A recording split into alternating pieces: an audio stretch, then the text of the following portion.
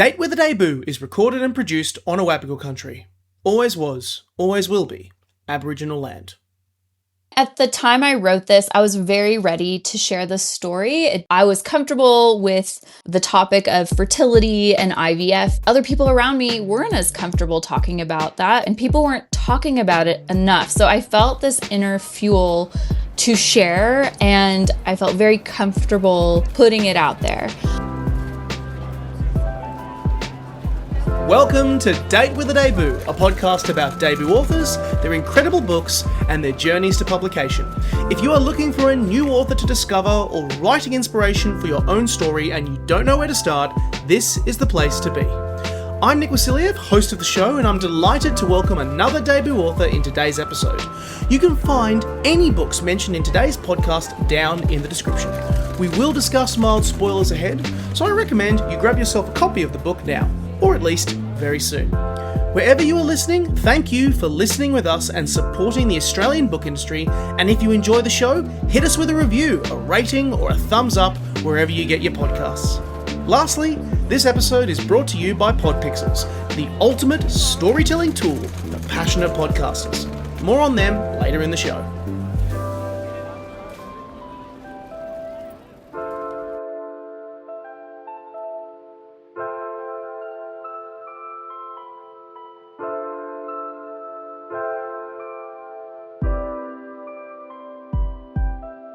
Hello everybody, it is Date with a Debut time. Nick Wasiliev here. You know who I am. I'm on beautiful Awabakal country here in Australia, host of the show, and for today's episode we dive into a complex world around motherhood, family, reproductive technology, surviving from cancer. There is so much to discuss in this wonderful book. For today, I chat with native Texan turned Coloradan, turned Californian, turned Sydney-sider, turned back to Colorado where she is today. She's a filmmaker, she is a designer, and now she can add author to that list. Lindsay Bartels, whose memoir, Imogen in Waiting, a memoir of modern reproduction, is published by the wonderful folks over at Third Rail Press. You can get it down in the description box. You can get it at your local bookstore. You can check it out online. You can check it out at your local library. Wherever you get your books, it will be there and available. And we're going to discuss this wonderful memoir. Needless to say, we will be discussing topics of fertility issues, which I know can be distressing to some. If this is something that affects you or someone you know, there is help available. There is help available for you or for anyone. You can contact PANDA on 1300 726 306, Red Nose Australia, the Pink Elephant Support Network. There are a lot of resources available. Joining me all the way from beautiful Colorado, Lindsay, welcome to Date with a Debut. This is so cool. Thanks for having me. It felt like, what an introduction. Thank you so much. Well, I mean, it's easy to introduce you because you've had an incredible career. I mean, you cover it in detail in this wonderful book. You've done so much filmmaking, design work, a bunch of other stuff in between, and now you are an author. Out of curiosity, if this is like a softball opener, but I'll ask the question, where do books sit in the world of Lindsay? Oh, this is such a great question. They are very much my anchor of home. And it was kind of a funny question that I answered recently where someone asked, where is home for you? And I said, now having lived so many places, home for me is where the books are. Wherever books are, I feel at home. I just love them so much. And I think that's why being an author is like my favorite title endeavor yet, because I get to feel home with authors in person in real life. So it's like books that I've always loved come to life and off the page. And there's that connection piece that's so magical. It's like unbelievable. So books are very big for me. It's so nice to hear that. And it's great that you kind of connect to that in a way, because this book comes out at a very, very important time. There's so much to discuss, but I want to ask this question before we do the deep dive into Imogen in Waiting. You go into a lot of detail about the experience you have with pre-implantation genetic testing. The story comes out at a very critical time. It feels like technology everywhere is advancing really, really, really quickly, so much so that we can't keep up and stop to think about the consequences of it and what sort of things and topics are generated from that sort of side of things. And you kind of, when this book was pitched to me, the amount of stats that were actually just in this document that just kind of stunned me. That women disproportionately carry that hereditary risk and emotional burden and everything around that. Talk to me about the side of that. I mean, particularly that 1 in 400 people carried this BRCA mutation. I hope I'm pronouncing that correctly, which Oh, beautiful. Yes. which increases the risk of breast cancer. Like, talk to me. I mean, we'll talk about that, your own personal journey in a bit, but talk to me about that side of it, because the stats about this are like amazing in terms of the number of people that it affects. Yes, I'm so glad to hear you ingest all that information because it is crazy. And I think I never knew any of this until I walked the walk myself. Like, right until I had these experiences, I never knew. And I think that's the case for a lot of people. So part of the motivation in sharing this personal journey is to inform others that this is a real risk and what it entails.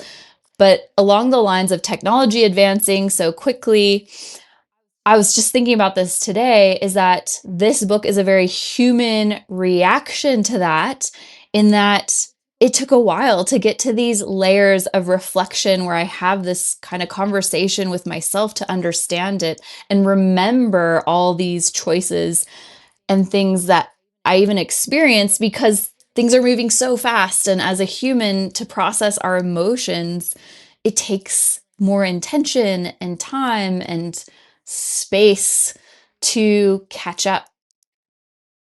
And that's my answer for that question. Yeah, no, I'm sorry. It feels like Yeah. such a big question, and trying Yeah. to do this data and everything justice is very, very difficult.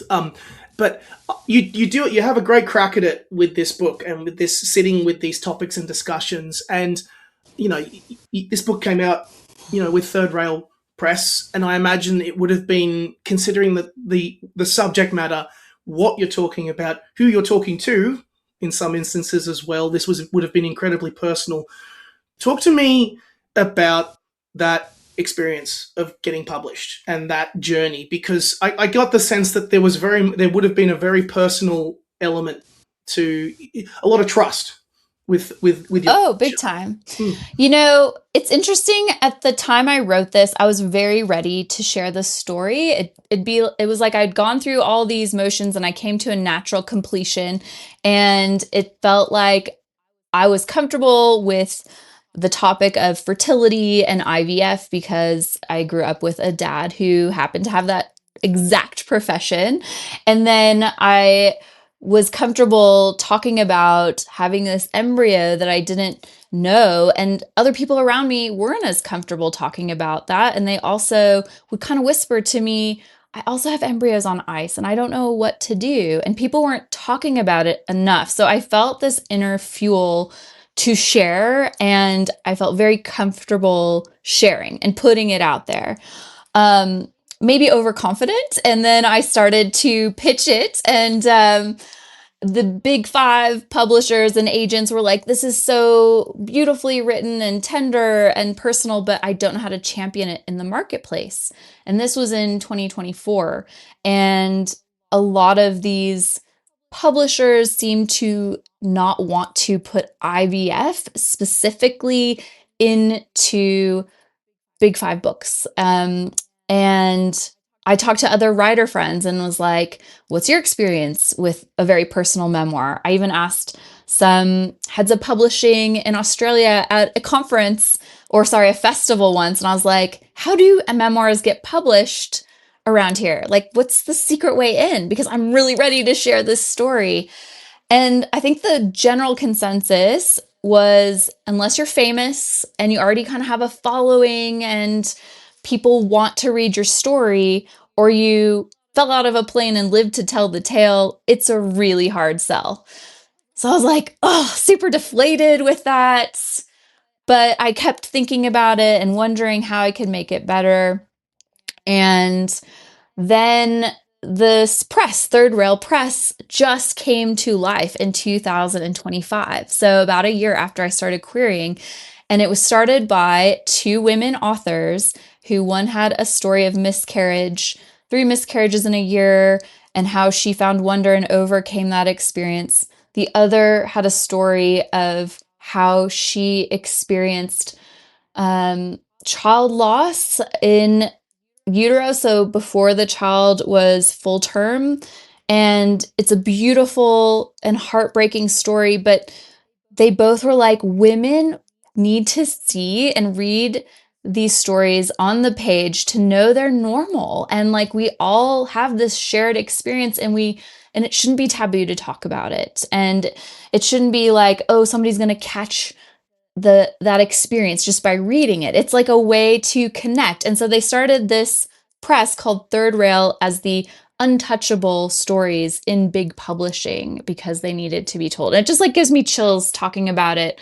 And the timing just worked out so well, but I still thought I was like the bee's knees a little bit. Like, I think sometimes us writers have these egos, and I submitted and they were like, this is great, Lindsay, but and we want to honor your story. And this is where they had some nice like care about it.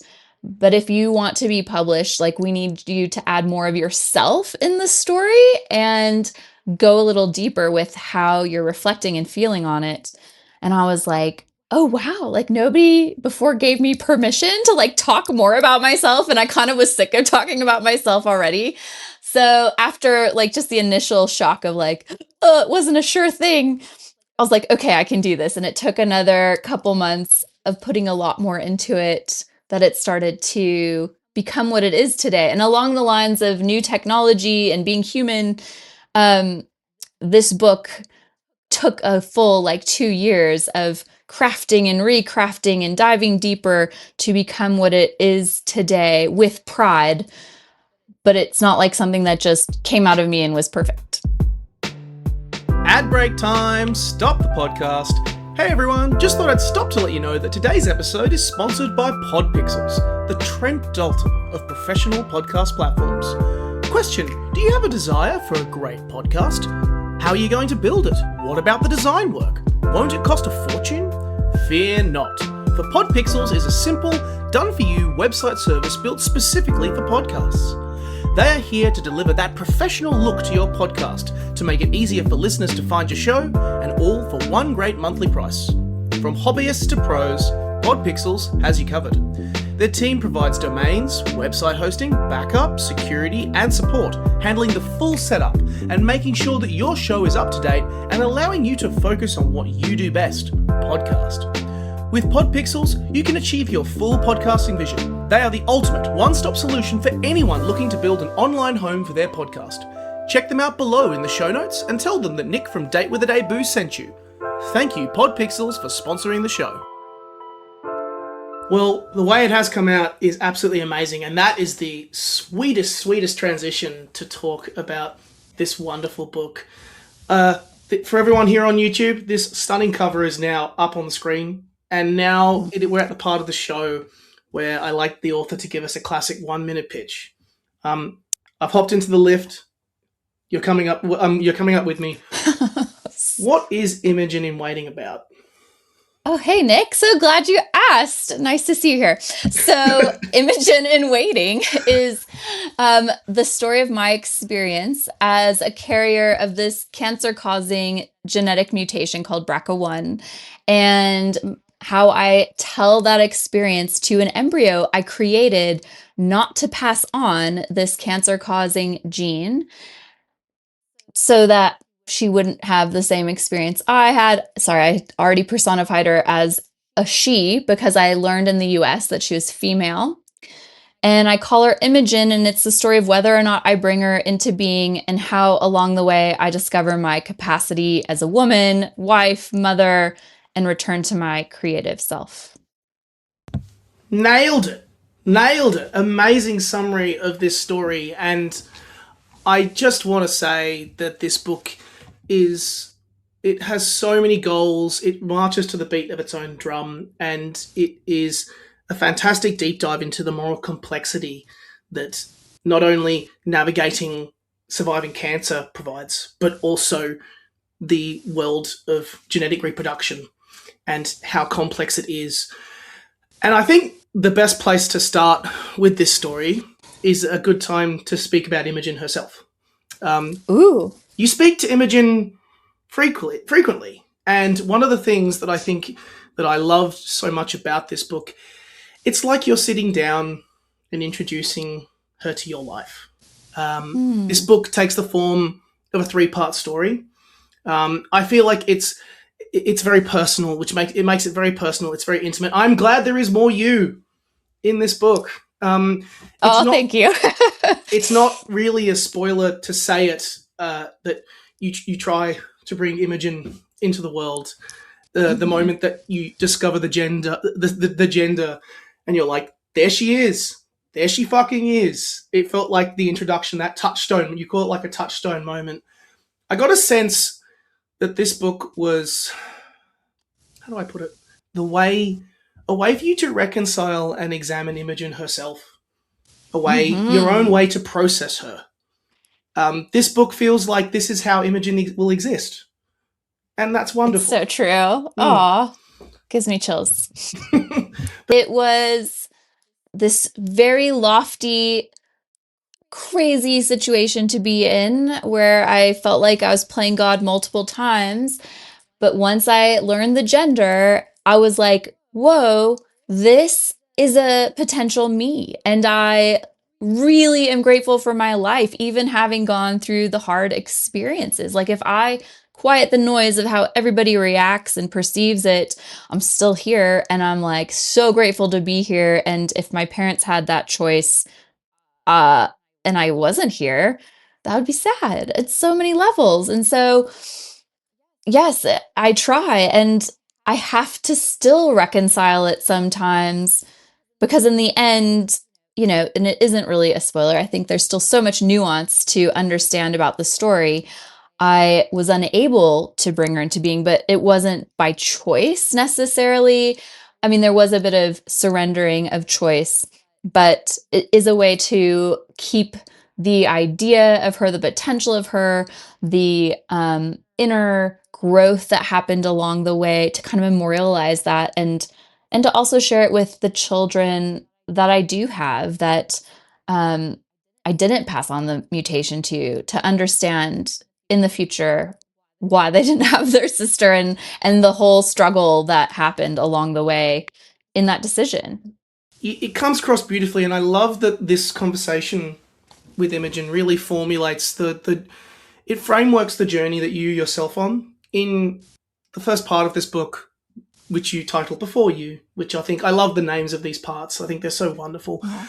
Um, your journey, you discuss and talk about your journey of overcoming breast cancer, and you find that moment where find a lump. You have that your colleague, Jan there, and then there's also that like Yeah. that you get it over the phone, and you're like, nah, they won't tell you that you've got cancer over the phone, and they do, which just Yeah. they just come out and say it straight, which is just like brutal. You're diagnosed with stage 2 breast cancer. There's questions almost immediately around treatment, around fertility preservation, with um, this BRCA gene. I found it particularly interesting that you kind of mentioned that there's a period where you're like, I'm not angry or resentful at this lump. Your anger is more directed at the energy that the word cancer brings, and Mm.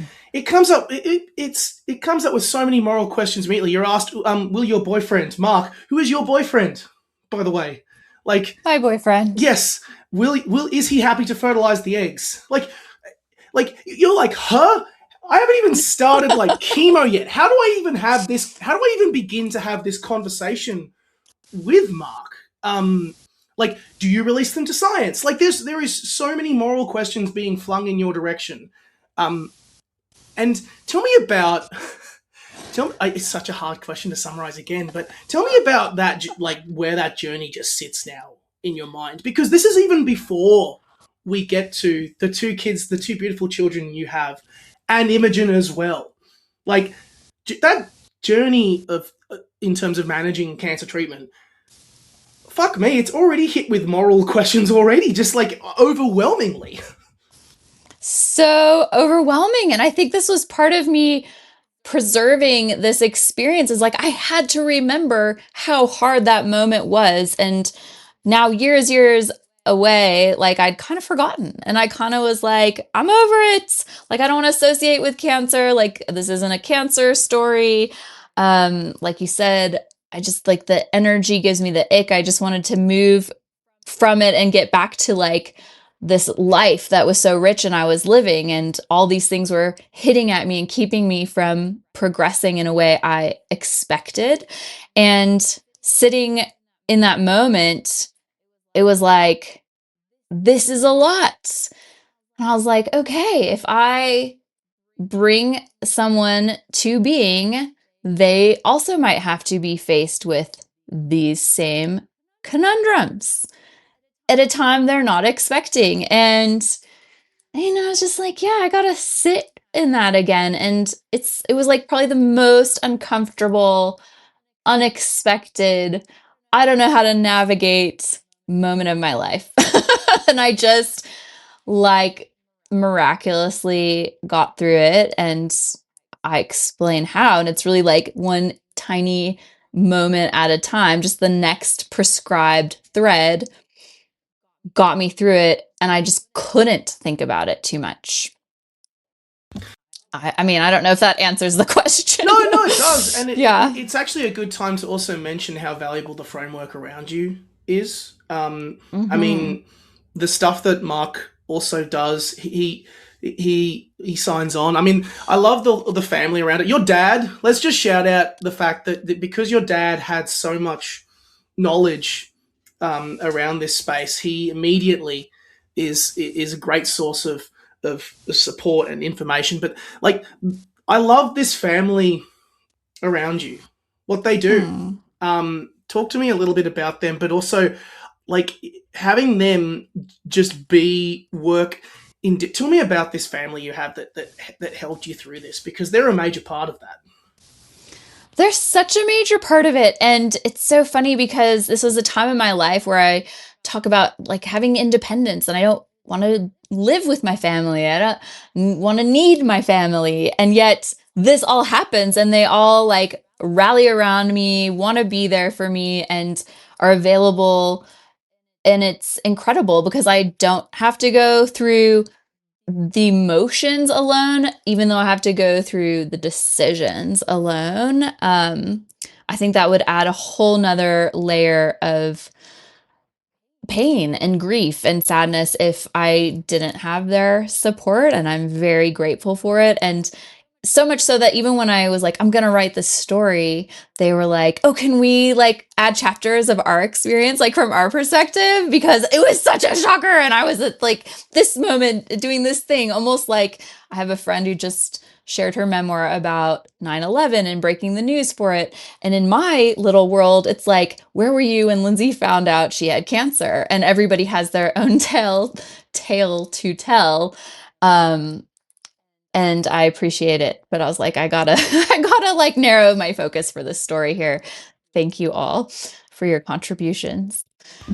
I don't know if that answered the question either, but No, it's like I know it's big questions, and it's yes, also because I know that their experience would be different because they're seeing what's happening to you, yes, like, and which is a different experience to living with it and being with it. You're on the challenges and the journey of trying to beat this damn thing, but on the same time hmm, they're also comprehending, like, okay, how do I help her, how do I support her, even the dreaded question of what happens if she doesn't make it through this, and what every day yeah, afterwards will look like, which is a whole other kettle of fish.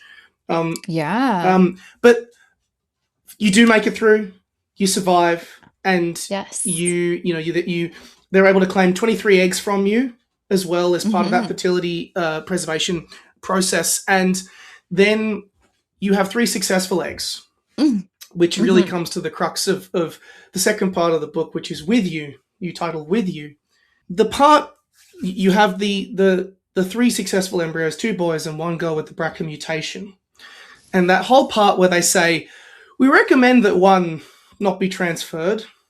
Mm-hmm. At the time, you didn't know the gender, Mm-hmm. but you wanted to know, and then Mm-hmm. you reveal that you wanted a girl yourself as well. Mm-hmm. You eloquently talk about these problems and these challenges through this entire segment of the book. I love where you grapple with it initially. You go, even though I've experienced all this pain, even though I've experienced all of these challenges in life, even though I've had to go through this awful experience of fighting breast cancer, you gain so much from that experience. And if you, in your own mind, you said, if I choose whether or not to live life or not, you would choose life every time. And are you taking that choice away from Imogen? And then you flip it. I love how you made a great reference to Fault in Our Stars, and Yes. how you read that book. Which, I mean, fuck me, that book just it whacks you across the face so many Oh, times. Like, yes. and you don't want her to suffer the fate that a lot of the characters in that book suffer. Yeah. Um, and then it's a moment where, because this book is filled with so much medical jargon and cold mechanics of the medical space, this is where that sort of fades away, and you are left with the moral question, of whether Imogen comes into the world. And eventually, during COVID, you finally decide, yes, this is what I want. I want her to exist. I want her to be here. Um, and you have the boys first, and I also love the parts where you talk about parenting as well, because parenting also colors your decision to have Imogen, because no one knows how to navigate the everyone getting sick, projectile vomiting, conjunctivitis, the chaos of being a parent until you're actually in it. If everyone knew how to deal with parenting, we wouldn't be having the challenges of being a parent. You figure it out moment to moment. That's the only way you can do it. And yet you still want to decide to try for Imogen. Mm-hmm. I don't even have a question here. I just have like a wow about Mm. this whole part of this story, because you're at the coalface at that part of the book. You're at the moment where you ultimately decide to try for Imogen. Talk to me about that. And did writing it down help re-examining and re-evaluating that time in your life? Because it's already a minefield on top of the minefield of dealing with cancer as well. Yeah. And I didn't write it down until after the fact, but after the fact, it just helped me remember that there was a lot going on and there's a lot of moving parts, and it was very natural to come to the conclusions I reached given all the events that were taking place at this time and all the information I gained. But sometimes when life gets quiet and everybody's getting along and there's no COVID, and I kind of allude to this at the end of the book, I feel like, why didn't I keep pushing? Why didn't I keep trying and pushing? And and then I was like, oh yeah, I'm writing it down. Oh yeah, like that was a lot, and this is a lot, and I didn't handle that so well, and I, have to again reconcile my own limitations and make peace with them. And it's hard sometimes to honor that you have limitations and not be a superhuman, and that's okay.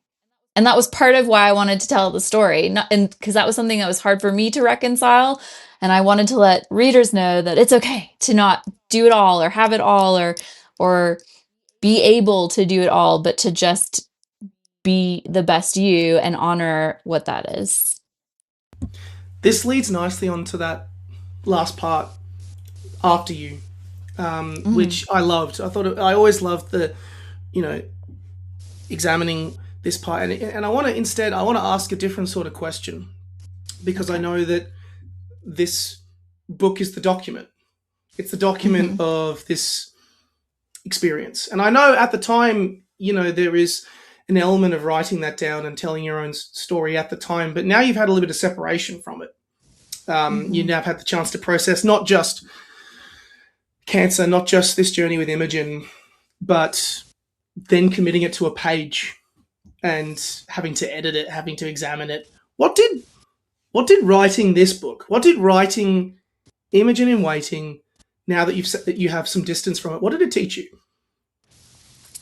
Oh, I'm not invincible, Nick. I think I'm invincible sometimes, but I have to remember I'm not on many levels.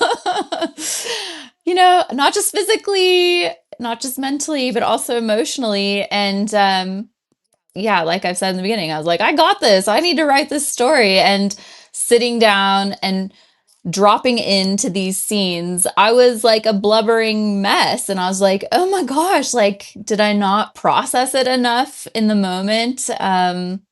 Perhaps not. Perhaps I just moved really quickly to get on to the next thing. So this putting it all to paper was a real way to just sit with it and be with it. And I think a very crucial part of the healing coming full circle process. And I really am grateful for the time that it took to publish it, even though 3 years from writing it to having it in the world is pretty quick considering.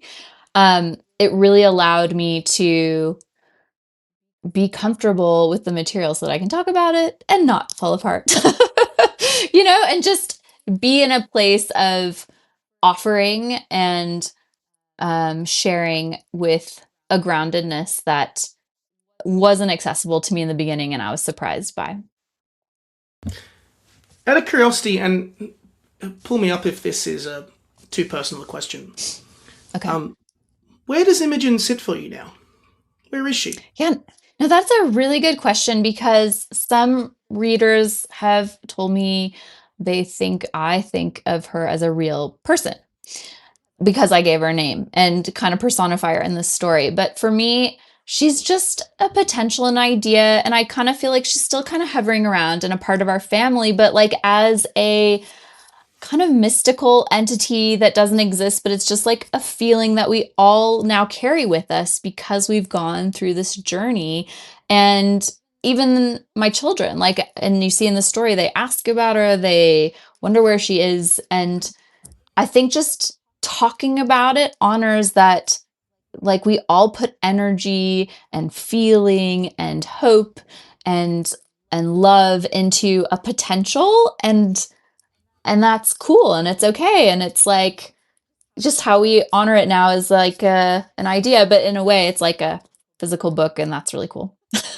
I mean, I like that I feel like Imogen lives in the book now, in a way. Yeah. That's what I like It's like about this it. is how she exists, which is really Yeah, cool. yeah, Big time. Hmm. absolutely. And the wonderful thing is that Imogen can go out and do a lot of good with being in Yes. this form. She can, By being a concept. It's really yeah, cool. yeah, Yeah. I think is so wonderful, and it's great that even though of course it's a journey filled with so many difficult moral questions, it's a brave book to explore it, and Hmm. you should be really proud of it. It's great. Thank you. It's a really, Thank really you. good book. And I dare to, I hate to always ask this question because I also, part of me often is like, I'm enjoying this. I'm enjoying this achievement. I'm enjoying being here in the now with this book. But will you write again? Because I feel like there's so much to explore off the back of this. This topic. I want to hear more about this topic because I know. I mean, mates and friends of mine have struggled with their fertility issues. This is something that when you were telling me earlier on about the fact that it's not commercial in that sense, or people don't want to talk about it, I'm like, that sucks.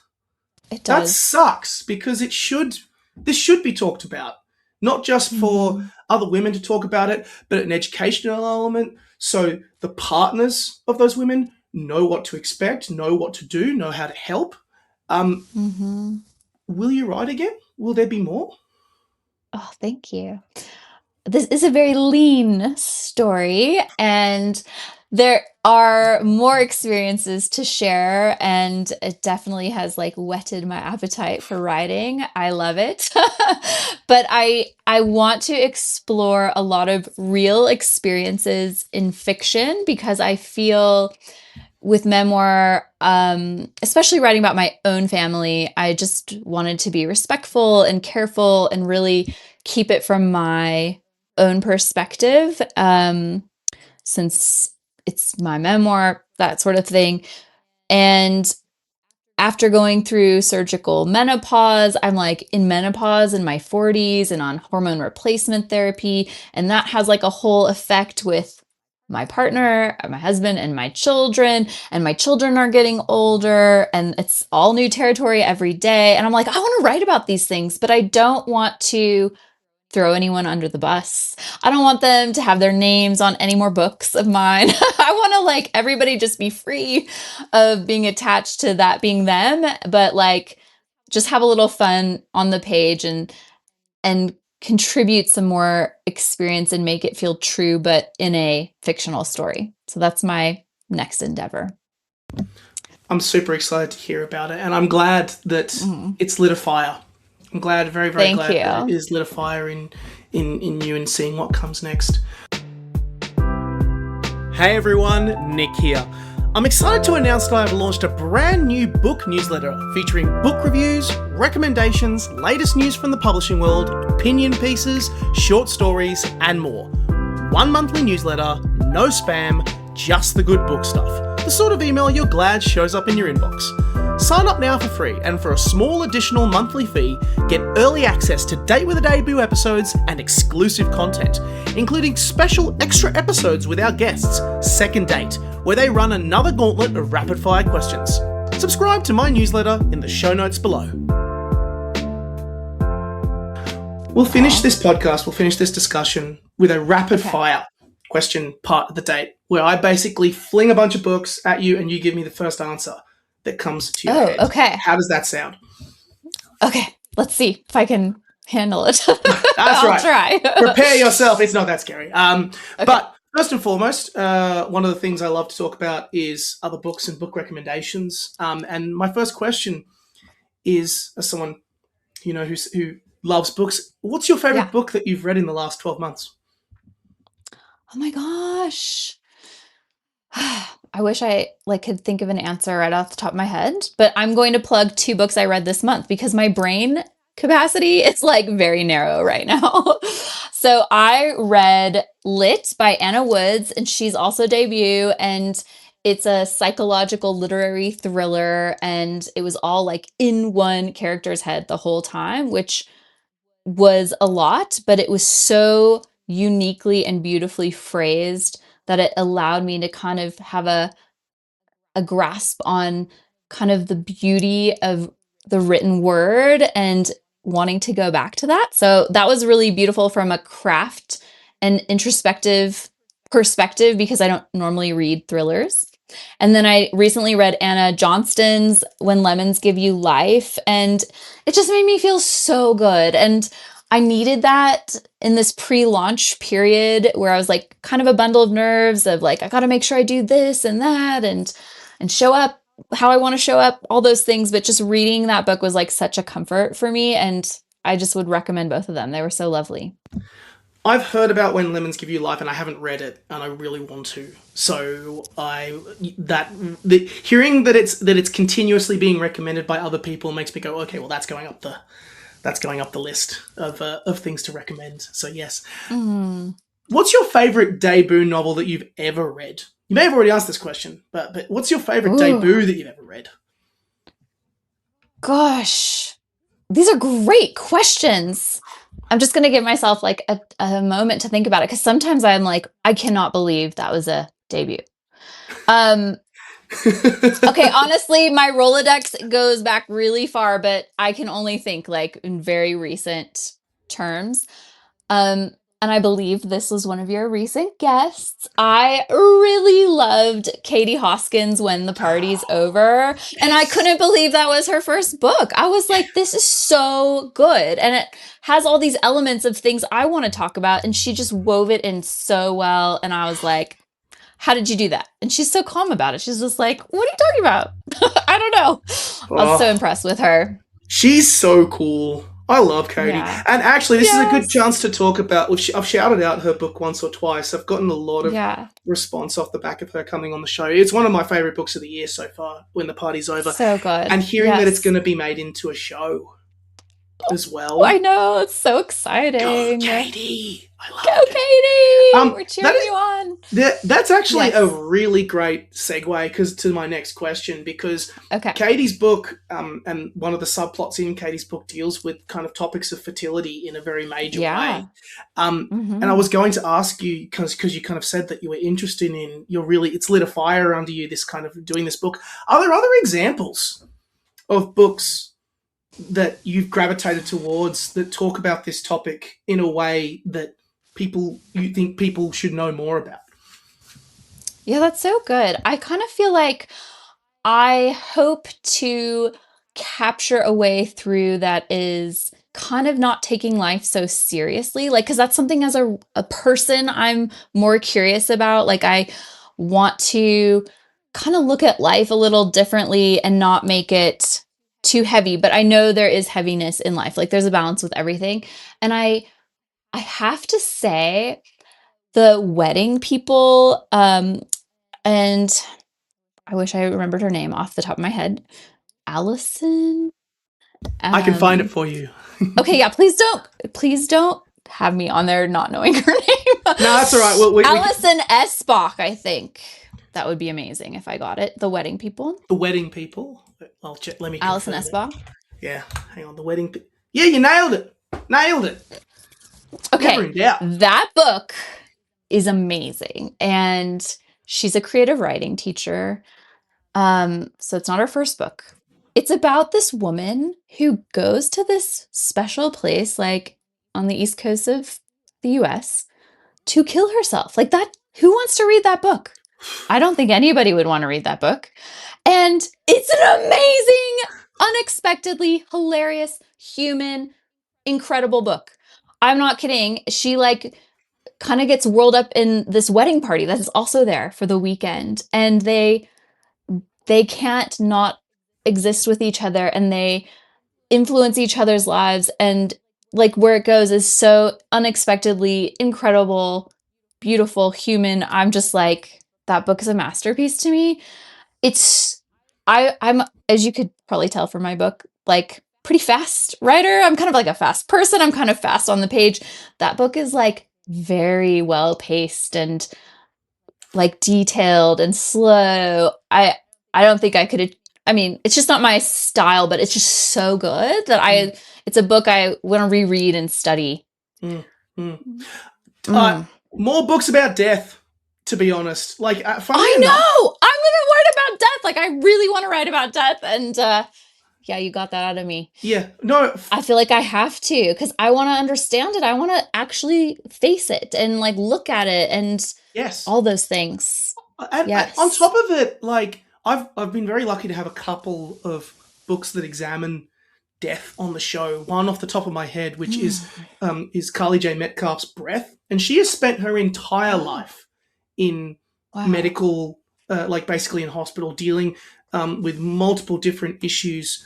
And one of the best interviews I've had, she just the value and the power of humor, death, like how you get through those moments. She's had a lot of mates who had similar experiences that didn't make it, and that comes with survivor's guilt. She examines it.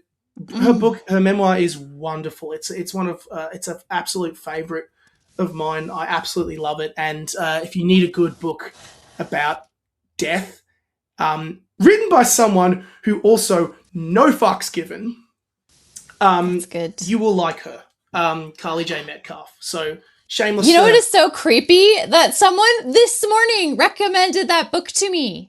This morning at the airport in the taxi, my friend. I'm just like, what? I have to read this book now. Yes, you must read this book. That. Also, she's awesome. She's awesome. Could have chatted with her all day, every day, till me back give way. That's so nice. Talk to me about the experience of meeting a shaman. Oh, isn't that great? I was so like, what do I expect? I just was like really treading lightly, and And he was so normal and wonderful. And the best part is like, he had a lot of heart and wanted to connect and be helpful. And that was something I couldn't find from a traditional practitioner. Like, I don't like hearing myself talk and not have anybody conversing with me. I find that weird and awkward. But I mean, there was a little bit of him not talking to me too, but like the energy behind it was like amazing. And he's such a cool part of the story and my life, and I'm very happy to have had that experience. Mm. Do you have a favorite word? Ooh, there are words I use a lot, but they're like dorky words. And I think that I need to stop using such dorky words like Let it fly. gosh. Let it fly. This is the question where you let the dorky word fly. Yeah, I think I say gosh a lot. I love gosh. Yeah, there you go. Oh, that's a great word, isn't it? Oh, it's just amazing. I love all people like, oh my gosh, oh gosh. It's a great word. Gosh. Yeah, that's my like go-to word, I guess. It's not very eloquent. Let's do a creative comparison question. How does filmmaking and the joy and the experience of filmmaking? I've been lucky to have like musicians on here, filmmakers on here before, and so I love asking this question. How does it compare to writing? Yeah, filmmaking can be a lot faster. It's a different language. Like, for some reason, images are like something I'm always looking at, taking pictures on my phone, capturing the moment. It's just like a different expression that almost feels a little more second nature to me because I don't have to explain it. And then I can kind of edit by feel if something feels right. I mean, I do that with words too, but for some reason, because words can be so specific and tactile and you need so many to tell a story, uh, it just feels like a little bit more of a slog. But it's also because it's only just from me and my brain. There's no like outside colors and compositions that are contributing to actual words on a page. If that made any sense, I don't know. No, it made sense. It made sense. I do love to just see where it sits in the creative brain space, and I know it's two very different art forms with two very different things, so it's just always exciting. But both storytelling and both to evoke some response, right? And it's just in a different way. Absolutely. You run into a psychic very on in the book in California, in Corte Madera. If I pronounced it correctly. Well done. Exactly. Who says that you'll be married with 2 kids, maybe a third. Bloody hell. What? Right? Yeah. Do you believe in fate? You know, I used to like really be pigeonholed about fate. My absolute favorite movie when I was in my 20s was Only You with Marissa Tomei and Robert Downey Jr. And it's all about fate and Plato and like that philosophy of everything being predestined and meant to be and all that. Now, having all the experiences that I've had, I just don't want to think that far down the road about like, I just don't know what's coming. I feel like it's an ever evolving conversation with life and existence and how we think about things. And that's just always changing. And when things happen, I feel like it's something that in a way is meant to be to like evolve me to the next level, but I just don't like platitudes anymore of saying, oh, that's meant to be. Because I'm like, okay, maybe it is, but that's not helping my human experience right now.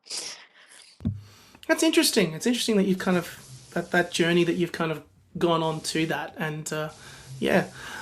Off the back of that, is Blankface McGee frequently still used in your household when referring to clueless medical folk? I had to be nice to people, and that was my way of being nice.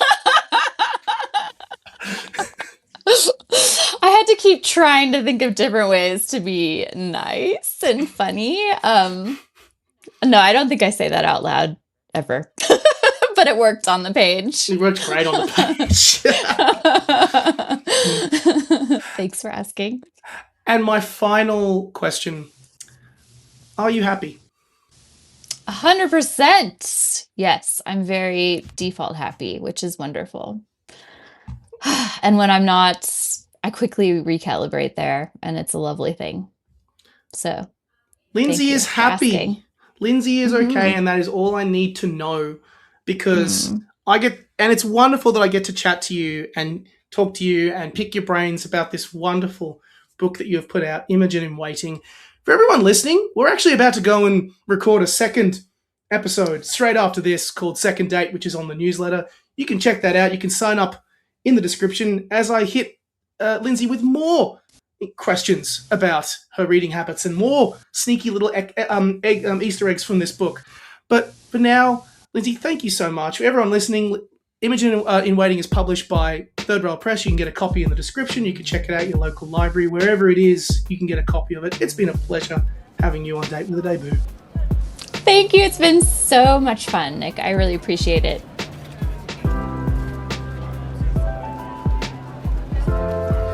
Thank you for listening to today's episode of Date with a Debut, and for listening to the Words and Nerds channel. You can buy all books mentioned in today's episode down in the description box, and if you enjoyed the show, drop us a review, leave us 5 stars or a thumbs up wherever you get your podcasts. If you want to hear episodes when they drop, be sure to subscribe to Words and Nerds, or you can subscribe to Date with a Debut on Podbean to hear the latest episodes as they drop. This episode was edited and produced by myself, Nick Wasiliev. Additional production credits to Danny V from Words and Nerds, music by Sakura HZ, and thanks to the publishers and authors who make this show possible. This show is sponsored by Podpixels. Date with a Debut is a Words and Nerds and Breathe Art podcast co-production, recorded and edited on the lands of the Awabakal people.